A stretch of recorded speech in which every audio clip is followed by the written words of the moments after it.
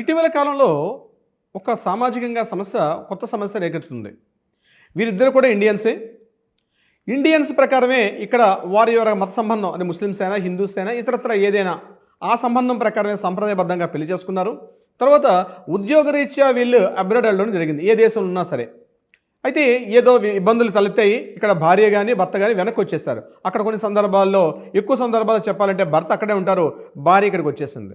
So ఈ సదరు భర్త గారు విదేశాల్లో మాత్రమే ఉన్నాడు. ఇటువంటి సందర్భాల్లో డివోర్స్ ఎక్కడ అప్లై చేయాలి అన్నది చాలామందిలో వచ్చే ప్రశ్న.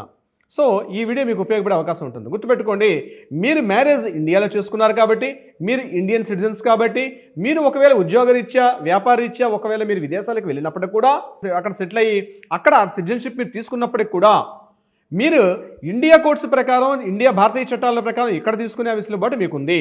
ఒకవేళ మీరు విదేశాల్లో అప్లై చేసుకునే అవకాశం ఉన్నప్పటికీ, ఆ విదేశాల్లో కానీ మీకు డివోర్స్ కానీ వచ్చినా, ఆ డివోర్స్ అనేది ఇక్కడ అప్లికబుల్ కాదు. యాజ్ పర్ ఇండియన్ రూల్స్ ప్రకారం మీరు ఇండియన్ సిటిజన్స్ అయ్యి ఇక్కడే పెళ్లి చేసుకుంటే, ఇండియాలో భారతీయ చట్టాల ప్రకారం మీకు స్టిల్ ఇప్పటికి కూడా మీరు భార్యాభర్తలుగానే చలామణి అవుతారు.